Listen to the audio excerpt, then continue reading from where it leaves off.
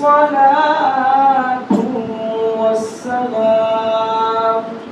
وقال رسول الله صلى الله عليه وسلم: لعن رسول الله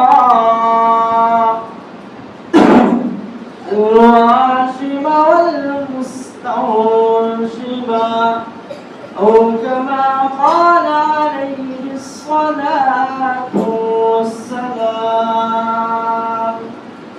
إن الله تعالى في شان حبيبه ومحبوبه ومعشوقه عامرا ومخبرا: إن الله وملائكته يصلون على النبي يا أيها الذين آمنوا صلوا عليه وسلموا تسليما.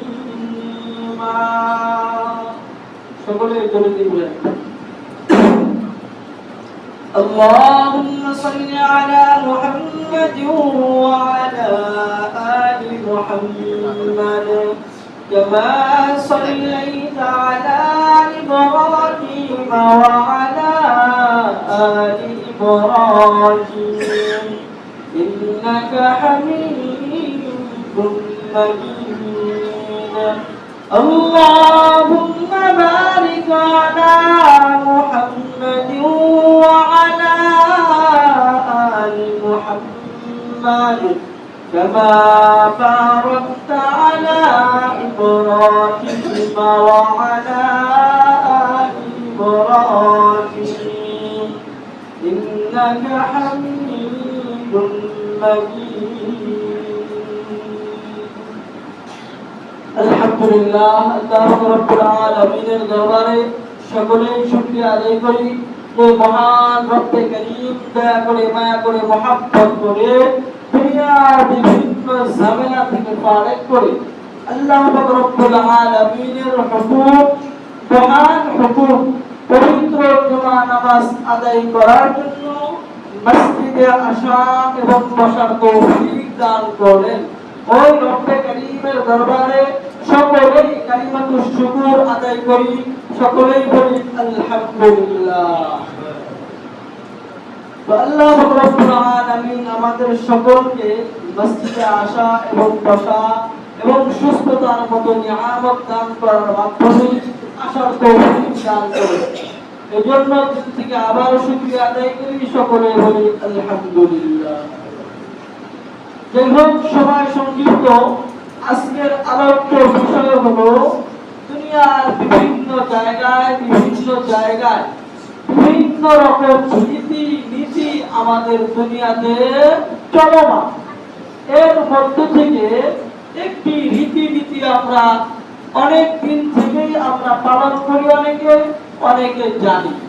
সেই বিষয়টি হলো পহেলা বৈশাখ নামে একটা কি আছে, উৎসব আছে কিনা? আছে। এই উৎসব আমরা মুসলমানরাও কি করি, পালন করে থাকি। আমরা জানবো কোরআন এবং হাদিসের মধ্যে এই বৈশাখ মাস অথবা পহেলা বৈশাখ যেই একটা দিন উৎসব আমরা পালন করি, এই উৎসব বা এই আনন্দ মুহূর্ত, এই দিন কোরআন এবং হাদিস সাপোর্ট করে কি না? যদি সাপোর্ট না করে তাহলে আজকে থেকে আমরা এই সমস্ত আয়োজন, এই সমস্ত রীতি নীতি বাপদাদা তার দাদা করে আসছে, এই জন্যই আমরা করব বা করতেছি, এই ধ্যান ধারণা আমাদের পরিবর্তন করতে হবে। যদি কোরআন এবং হাদিস কি করে, সাপোর্ট করে, তাহলে আমরা করব অবশ্যই ইনশাআল্লাহ। আর যদি না করে তাহলে এই সমস্ত রীতি এবং নীতি থেকে আল্লাহ তাআলা যেন আমাদের সকলকে হেফাজত করেন। সকলে আল্লাহুম্মা আমিন। রব্বে করিম কোরআনে হাকিমের মধ্যে এক আয়াতে কারিমার মধ্যে জানান যে মুসলমান কিভাবে চলবে, কি ক্যাটাগরিতে থাকবে। আল্লাহ তাআলা বলেন, ইয়া আইয়ুহাল্লাযীনা আমানু দুখুলু ফিস-সিলমি কাফা।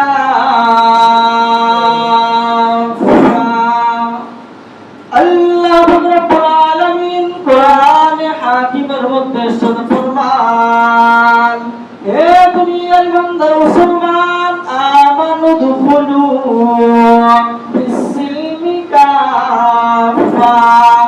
আমি রব্বে করিম যে শরীয়ত, আমি রব্বে করিম যে ইসলাম তোমাকে দান করলাম, তুমি যে মুসলমান পরিচয় দিয়ে তুমি আর জমিনের মধ্যে চলো, এই মুসলমানের দায়িত্ব কি, ইমানদারের দায়িত্ব কি? রব্বে করিম জানা দেয়, হে দুনিয়ার ইমানদার বান্দা বান্দি, আমি রব্বে করিমের ওয়াদা, আমি রব্বে করিমের ফরমান, আমি রব্বে করিমের নির্দেশ, আমানু দুখুলু ফিস-সিলমি কাফা। তোমরা ইসলামের ভিতরে পরিপূর্ণ প্রবেশ করো। আল্লাহ রাব্বুল আলামিন ইমানদারদেরকে মহব্বতে ডাক দিয়ে বলেন, তোমরা কি করো, ইসলামের ভিতরে পরিপূর্ণ রূপে কি করো, প্রবেশ করো। আমি মুসলমান, আমি ইসলাম মানি, মনে করি বা মানতে চাই, কিন্তু আমি নামাজ পড়ি, রোজা রাখি না, তাহলে আমি পরিপূর্ণ ইসলামের ভিতরে দাখিল হইতে পারি নাই। আমি মুসলমান দাবি করি, আমি ইমানদার দাবি করি, আমি হালালের সাথে আছি, হারামের সাথে আছি, তাহলে আমি এখন পর্যন্ত ইসলামের ভিতরে পরিপূর্ণ প্রবেশ করতে পারি না। নাম্বার 2, সুদ খাওয়া রব্বে করিমের নির্দেশ, হালাল না হারাম? কথা বলেন, হারাম। এরপরেও যদি আমি সুদ খাই, তাহলে আমি ইসলামের ভিতরে পরিপূর্ণ প্রবেশ করতে পারি না।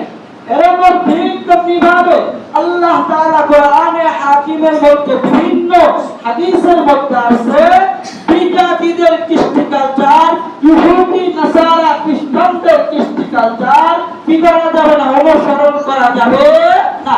আমরা যদি পহেলা বৈশাখ নামে গজব এটা উদযাপন করি, অথবা এটাকে আমরা লালন করি, ধারণ করি, আমাদের সমাজের ভিতরে দেখা যায় পহেলা বৈশাখের দিন ইলিশ মাছ খাওয়া লাগে। কথা বলেন ঠিক কিনা?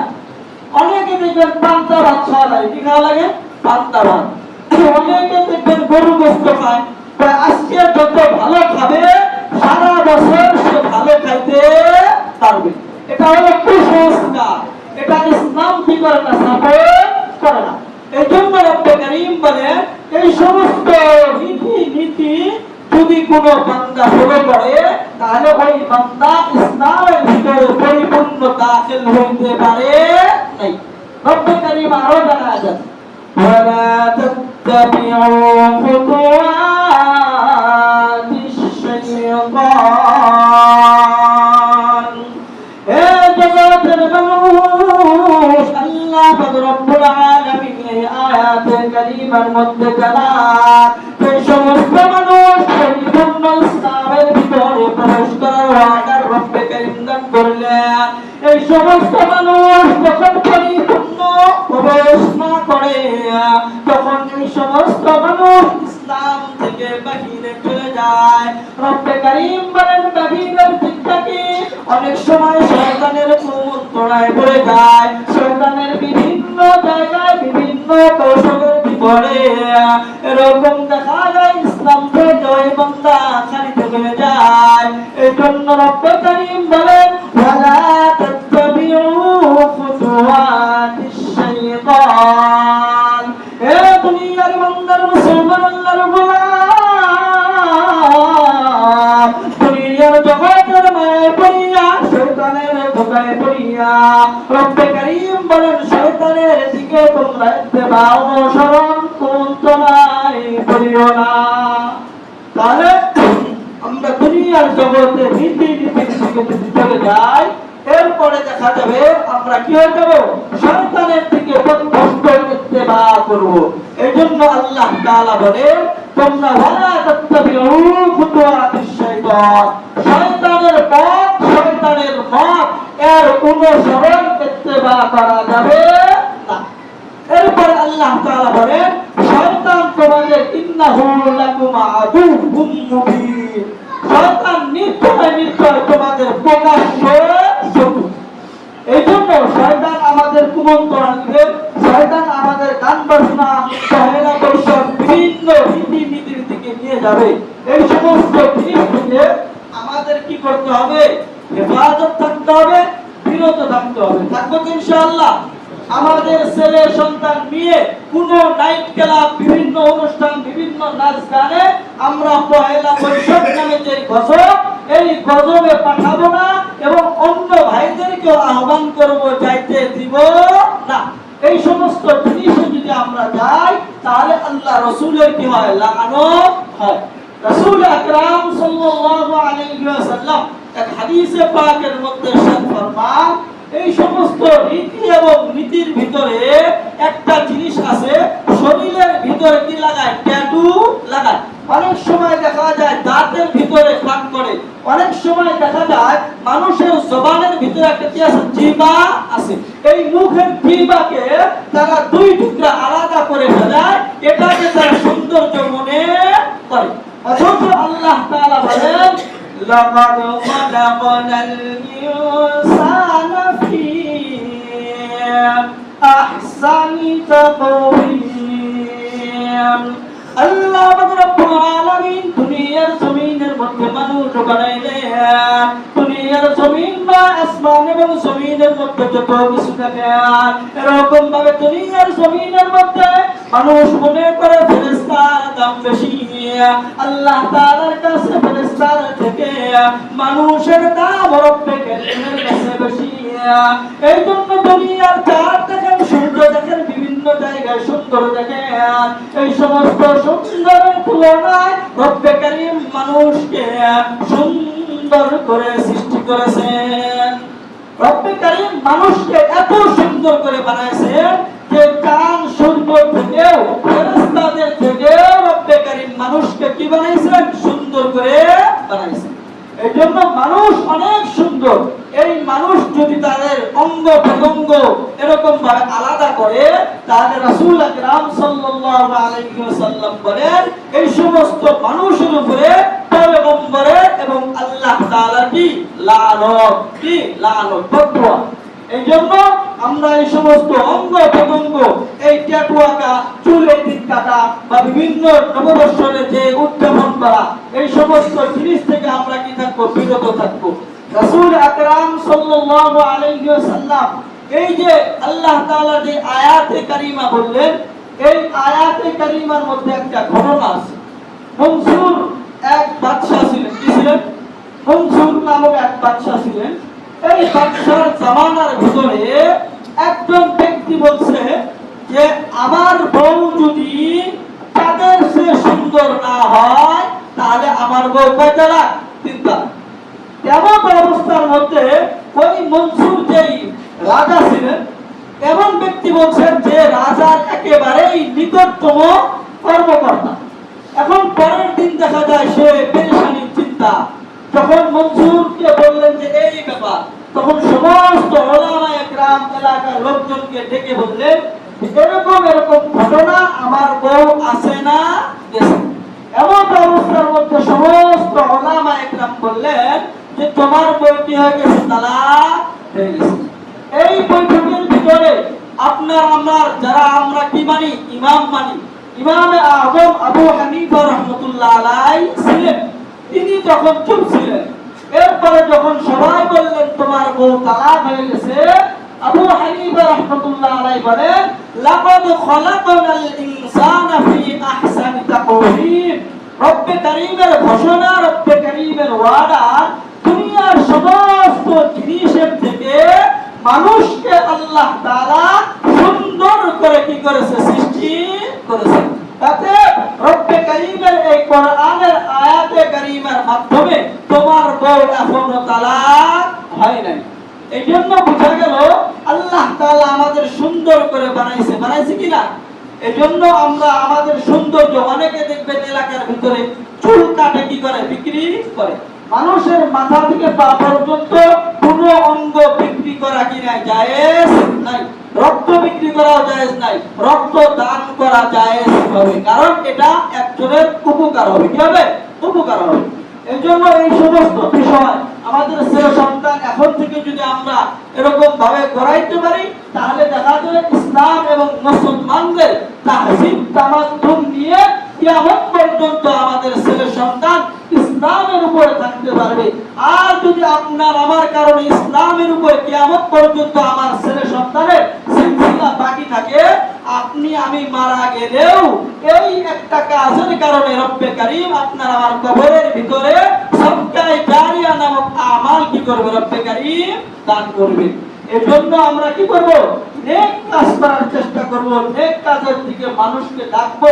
এর সওয়াব যে ব্যক্তি নেক আমল করবে সেও পাবে, এবং যার কারণে সেই নেক কাজ করার জন্য উদ্বুদ্ধ হয়েছে বা করতেছে ওই ব্যক্তিও রব্বে কারীম আলাদা কি করবে? সওয়াব দান করবে। এজন্য আমরা সবসময় ভালো মানুষের সাথে চলাফেরা করব। আল্লাহ রাসূল সাল্লাল্লাহু আলাইহি ওয়াসাল্লাম বলেন,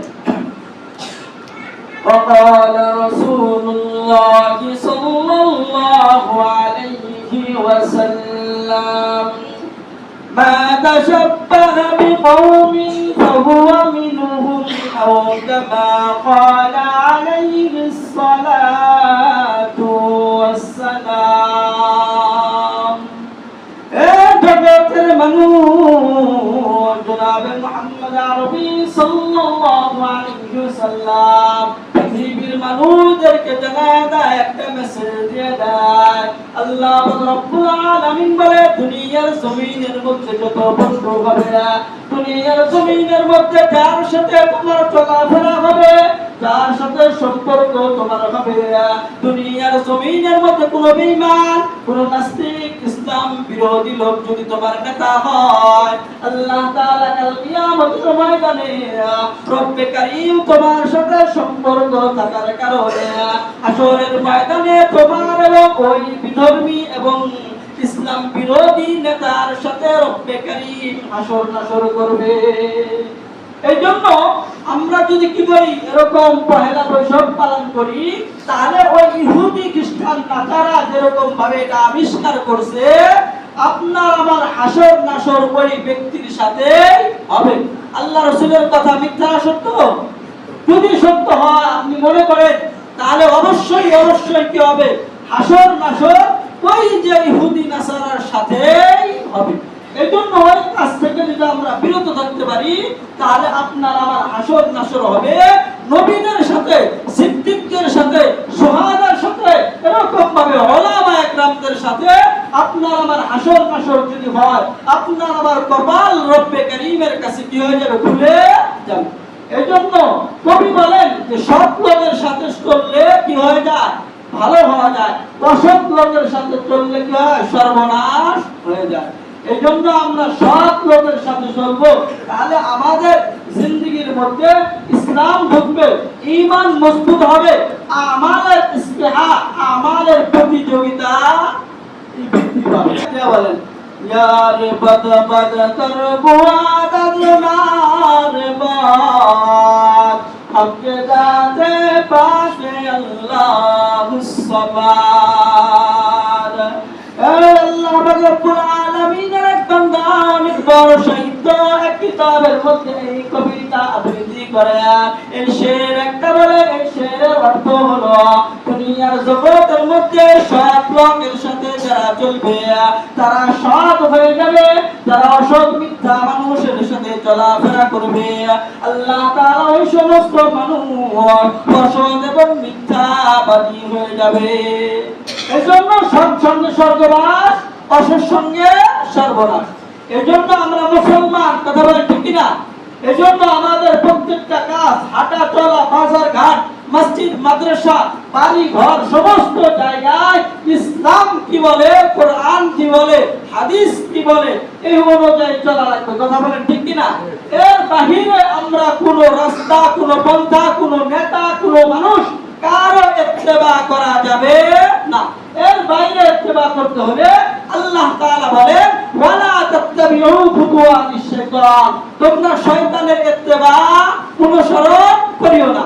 আমরা যদি কোনো মানুষের অনুসরণ করি, কোনো ব্যক্তির অনুসরণ করি, সে যদি কোরআন এবং হাদিস দিয়ে না ডাকে, এরপরেও যদি আমরা তার অনুসরণ করি, তাহলে কাল কিয়ামতের ময়দানে আপনি আমি কি হয়ে যাব? গ্রেফতার হয়ে যাব।